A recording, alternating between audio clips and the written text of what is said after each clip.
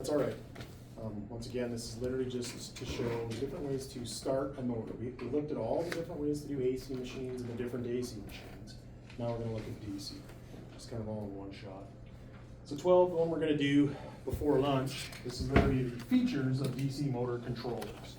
Now, there's not a lot of pages in this, but it's, once again, just like the last module or the last part of V we're looking at, is like, yeah, the goal here is to recognize what you're controlling and how it's being controlled. We don't really need to get too crazy about what the motor does, other than you're either changing speed on it or you're just stopping and starting it. But with DC machines, we've actually got some kind of cool old school controllers that provide a little bit more. So that's what we start off with. So features of DC motor controllers. There we go. So the first one they talk about, which is very, very simple, they talk about a drum controller. Now, a drum controller is a manually operated controller, but it allows you to take a motor and run it in a forward direction or a reverse direction. That's literally what it does.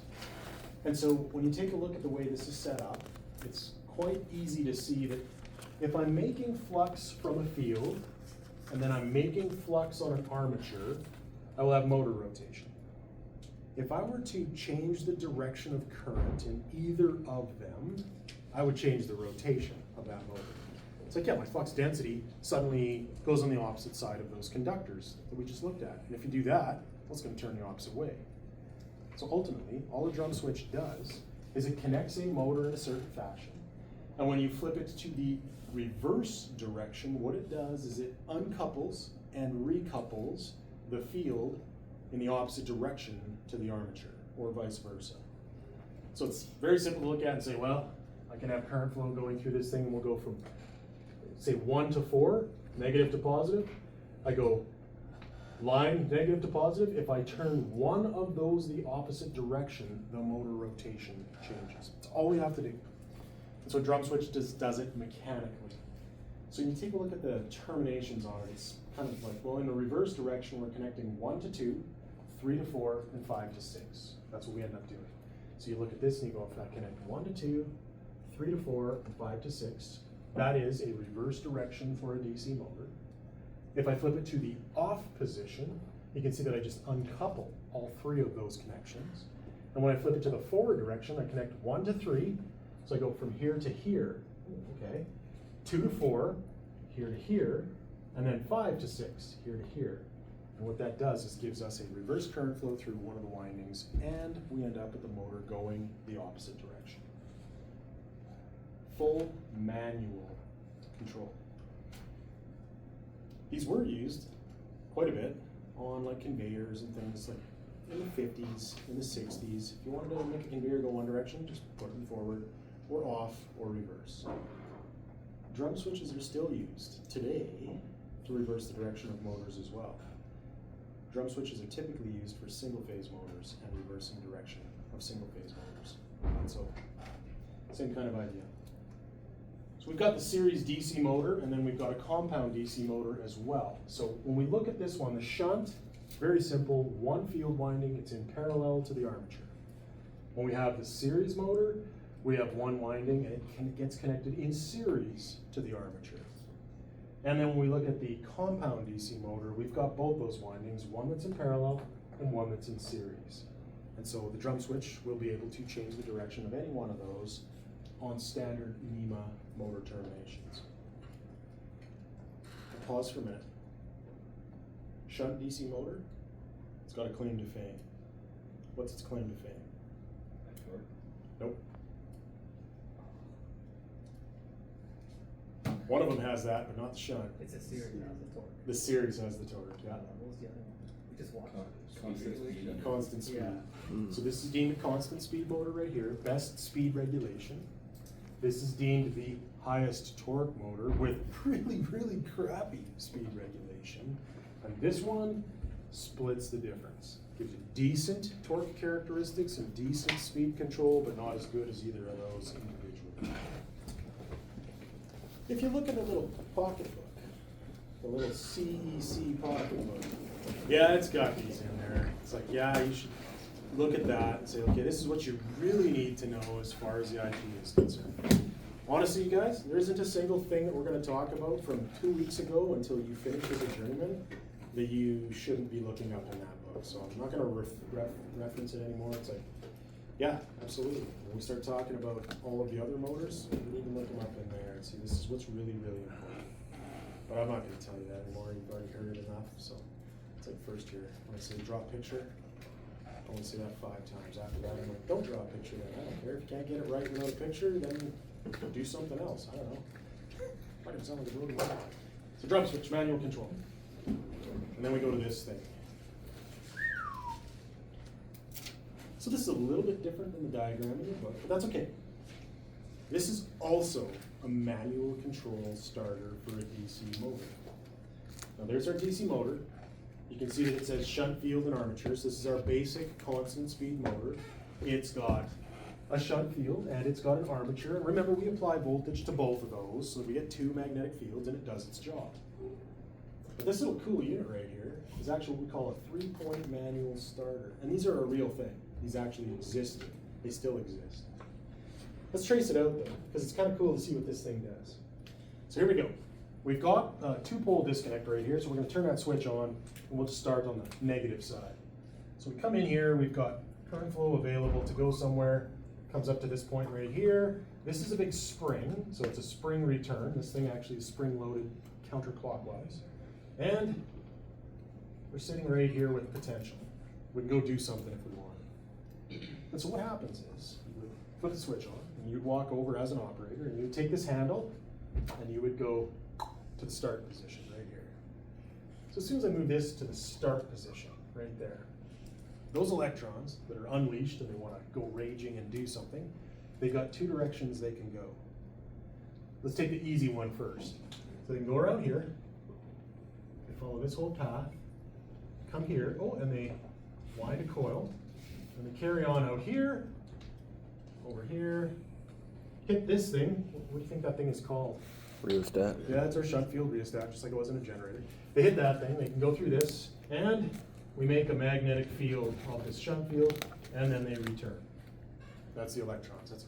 So the moment I hit start, boom, that thing has shunt field strength going on. But it also has, at that same moment, let's just follow this out, we go up through this great big variable resistor all the way along. Cool. And we come around here, come along here, up here, along, and yes, we've actually applied voltage to the armature as well. So at that one moment, I have current flow through the shunt field, I have current flow through the armature, and that motor starts to turn.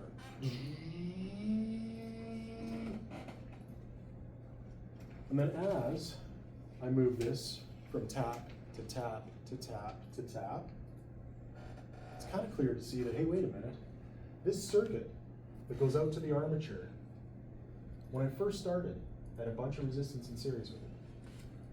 But as I move it from this tap to this tap to this tap to this tap, what am I effectively doing the whole time as I move that thing as far as the armature is concerned? More voltage. I'm dropping a bunch of volts from here to here on the armature when I first hit the start spot. So it's like if we got 12 volts coming in, let's say, and I drop 6, I only have 6 volts over there in the armature. So I'm making a magnetic field, but not a really strong one. That's cool. As I keep moving this over, I'm dropping less and less volts across this resistor, allowing more and more volts to go to this armature. So the whole time, my voltage will be increasing across the armature. Fair enough to say that? Now here's the weird part. At this position right here, I have no resistance in series with my field other than this one, right? But as I keep moving this further and further and further and further, I'm actually adding resistance because I gotta go backwards through this thing to get to the field. So the whole time I'm doing that, I'm actually increasing the resistance to the field and decreasing the resistance to the armature. The shunt field rheostat right there is already going to be like 200 ohms. The resistance total here is going to be like 10 ohms. And so percentage-wise, Even though I'm increasing resistance to that shunt field, I am not increasing it at this great exponential rate compared to total resistance. So it almost doesn't matter. But it does in fact increase. It goes from 200 all the way up to 210. But by having 10 ohms in series with that armature and then taking it to 0, this thing has very little resistance already. So this equals all the impedance in that circuit. As I get rid of this, that's going to see full voltage. So it's a 2-in-1 action as I sweep that thing from the bottom to the top. This is the cool part though. Once I've gone through all these steps, and I have it all the way over here and I'm sitting on the run terminal, you know what happens? Sticks. This electromagnet holds it there. So this enabled me to go, whoop, starts turning. Two magnetic fields interacting. As I decrease the resistance through the armature, it turns faster and faster and faster and faster. And when I get all the way to the end, I'm at base speed, it's called, for this machine. And the handle stays there for an electromagnet. That's pretty cool. It's an electromagnet that's holding that handle, and it's using the current through the field to keep it there. In those videos, was there any hazard with a DC machine that anybody saw? It's another video. One of the most dangerous things that can happen with this machine is to be running lightly loaded and accidentally break the field circuit. If you're running lightly loaded, it's just running along, it's at full speed, it's got hardly any horsepower being drawn from it, and this winding burns up, the effect is extreme and instant overspeed of the armature. It will go so fast that it flies apart. So this machine is designed in a very specific way. Biggest hazard with a shunt DC motor is accidentally losing field current. You don't want to lose field current, because if you do, you will overspeed, that machine will destruct. In this case, lever's all the way over there. If that field burns out, for some reason, it's old, it's been abused, it's a lab machine at NLC, and the field winding burns out, and I just told you that, man, you're gonna have overspeed condition massively if the field winding burns out. What would happen in this case if the field winding burns out?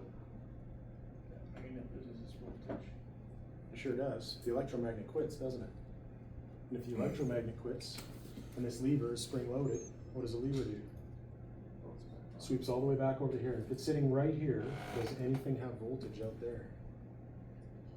This is a very special starter. This starter was designed for that hazard and that hazard alone. If you lose your field, this starter is to shut off the armature. So a 3-point manual starter provides a couple of things. The first thing that it provides, low voltage protection. What was low voltage protection again? Doesn't turn back on with the energization. If the power went out, this would shut off. Would it come back on when the power came back on? No. It certainly would not. You gotta manually go start it, just like a stop start. It provides that, but it also provides this, loss of shunt field. That's what it protects against. That's the two main things a 3-point starter provides. Simply by just tracing it all like that. It's quite unique. It's the first one to kind of look at. Now this is a manual starter, but it's a manual that is kind of like a stop start, but it provides extra protection over a stop start. A stop start, yeah, for sure, that would provide low voltage protection, but a stop start system on this, that will not provide loss of shunt field protection. You need something to monitor that field current to know if it's still there or not. And so that's the major things you need to know about 3-point.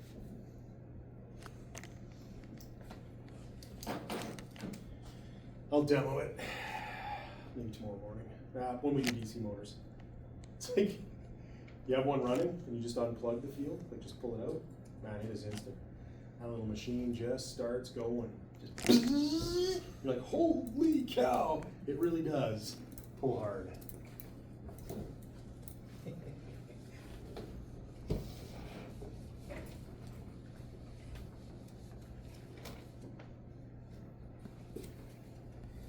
there. That's your history lesson for today.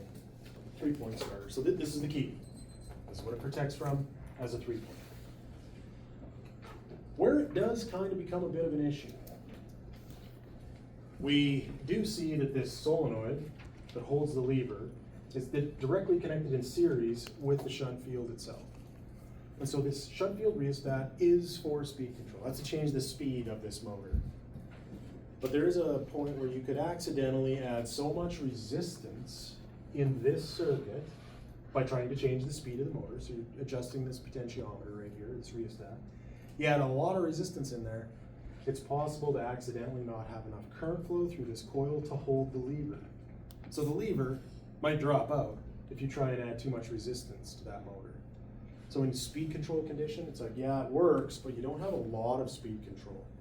You try and control it too much, suddenly the starter won't stay engaged. So that was recognized, and it's like, well, we could build a different version of this that allows speed control to be a thing. That's the 4-point manual starter. So 4-point, same routine. You trace out the circuits. What you're going to see though is it's like, oh yeah, you'll notice that this solenoid now is not connected in series with the field. It's actually connected in parallel with the field. So no matter what you do with that shunt field rheostat, it won't change the magnemotive effect of that solenoid. That solenoid actually just references straight on through, line to line, and it will have the same strength all the time. So a 4-point starter, same routine all the way around.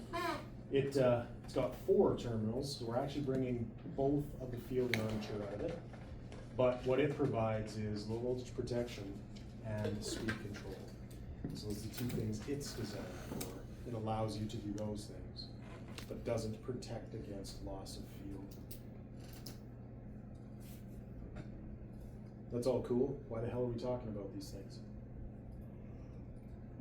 We might see them once in our lifetime. Yeah, I guess, but what's the reality of, like, why would we have this thing? Why not just have the switch right to the motor? Lower inrush. Yep, same thing we've been talking about all week. This is how you control the inrush to a DC motor. This is how. And so it's like, the reason it's manual is very simple. The load on that machine over there might be different than the last time you started this. So it's the operator that dictates how fast they move this lever by the sound of what that motor's doing as it goes to drive a load. If you take this to the start position right away, it might not be turning. It might just be humming. You're like, oh, give her more volts faster. I need that thing to start turning. So the rate at which you move this lever is the rate at which that motor accelerates to full speed. And so it's a manual starter, yes, but it's also designed to be sort of modified in operation to start that motor for whatever it's doing. So it's kind of like having a timer that's infinitely adjustable. It's like, well, yeah, you got a person running it, so you need an operator that knows what to do, and that's it. Okay, 3 and 4-point starter, simple. Really just tracing circuits. What we're doing is we are slowly bringing up the voltage to the armature of an AC motor to accelerate it to full speed and not instantly be at full speed. That's the ideal line. Well, there's probably some better ways of doing this kind of thing. Now you're looking at module pictures. If the whole thing is about varying voltage applied to a DC machine, the circuits of a DC machine, don't we have a way better way of doing that nowadays when we start talking about, yeah, this is the kind of thing that, it comes up later, don't worry. I'm just showing you the example. We're doing the same thing here with stuff we learned about already. We're gonna have a whole bunch of SCRs on the input side for 3-phase, and a few diodes. And so in practicality nowadays, this is how it's done. We come in with our 3-phase supply, we go through a full-wave bridge rectifier, and we feed a field. Is that adjustable in this diagram? Nope. It's fixed. Just boom, it's on, that's it, done. We take that same 3-phase supply and we go through an SCR bank, 6 SCRs connected like that. What would that give us as far as the armature circuit coming off of this thing? What would this give us? Not diodes, SCRs. What does it give us? Variable.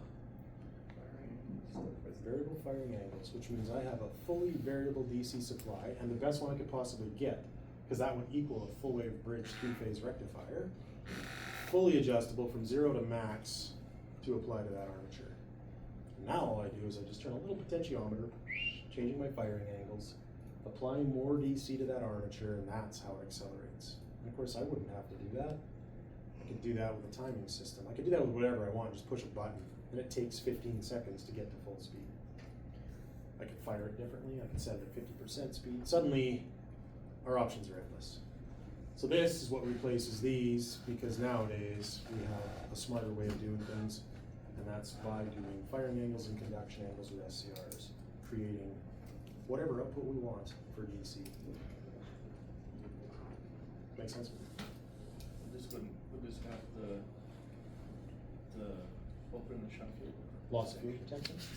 It wouldn't have it from what we see, but obviously if you took one of these things and had a little bit more feedback to it, it would just be like, yeah, I'm actually watching rotating speed as well. It's like if it overspeeds, just shut her off. So they do have a lot more control once you're looking at sort of the feedback system to it as well. Can you use a VFD to feed DC like this? You can, yes. Some VFDs actually have the option to be AC or DC output. You got DC to start with. It's like, why not have just take 2 of the lines and all that inverter bridge, just make pulse width modulation, but not go in 2 ways. Yeah. So some VFDs are actually capable of being adjusted in the parameter set to output DC. Yeah. That VFD is magic, you guys. I don't know, it's hard to actually understand how magic a VFD is, but it solves every problem we've ever had in as far as controlling AC motors. The VFD has solved it. And that's the thing that will be developed. Like, they're not going to work on anything else. That's the thing that's going to be developed to something different. Okay, so old school, new school. That is learning task 1. Stop there, you got 1 hour.